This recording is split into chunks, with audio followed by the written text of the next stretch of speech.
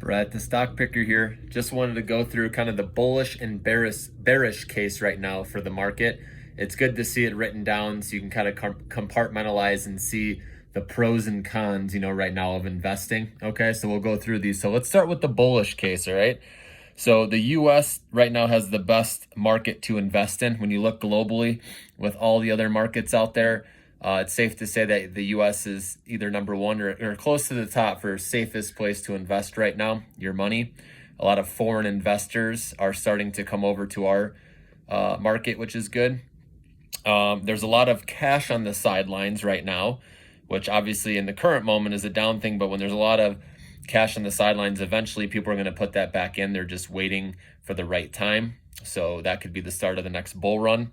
The CHIPS Act passed, which is good. We are building manufacturing for that in the US, so we are not reliant on the rest of the world, especially China, to, have for EVs. And we know chips are used in everything, so it's really good to see that we are building out the manufacturing for that, with Intel, with Micron in the US.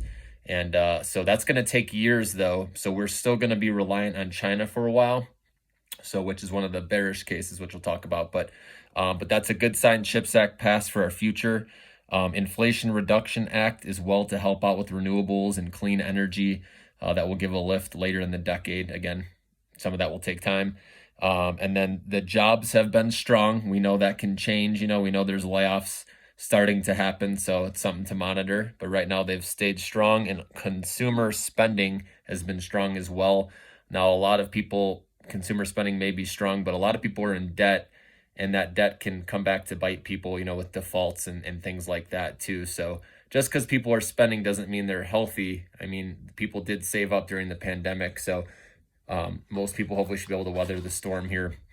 Now let's go to the bearish side, okay? And you can see there's a lot more on this list here. So high inflation, we all know about that, right? That's talked about nonstop, and that goes along with interest rates going up, right? Obviously, with inflation going up, they got to raise the rates to cool the economy a little bit, which unfortunately means some job losses.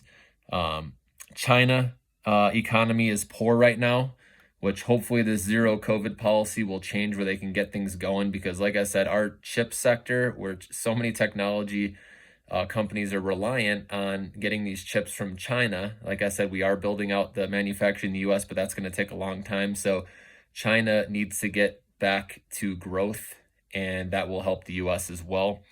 Labor shortages are an issue for sure. Unfortunately, a lot of the baby boomers retired, so that's a big issue. Also, a lot of people died because of COVID, which is sad. And, with long COVID, people not being able to work. So a lot of reasons. So it's going to take years for that to be overcome. Artificial intelligence, robots, that will help with some of it. But that's going to take time. Quantitative tightening is a big issue by the Fed. They're, what's the word? Taking off the balance sheet. They're reducing their assets there with like mortgage-backed securities, as well as what's the other big one? I'll come back to that one. And then potential global recession. Obviously, we know about that, especially with Europe. The issue with that right now with the energy crisis. Supply chain issues, that comes along with China, but also Russia-Ukraine war. The real estate slowdown is happening right now as well. We talked about the energy crisis and the Russia-Ukraine war. That's affecting, agriculture, prices as well coming out of there.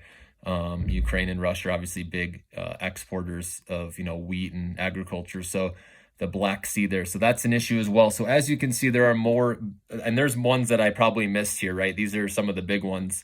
But you can see there's more of a bearish case than a bullish case right now.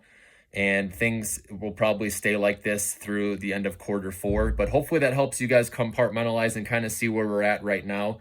Once we start getting some more stuff in this sector, right, taking stuff off of this side, getting resolved and getting to this sector, that would be a good time to get in. I think it's safe to say probably Q1 of next year as of right now, but we'll see how things go. But stay up to date. Follow me. I will keep you up to date with what's going on with the latest news and when the right time to get in is. So take care, everybody.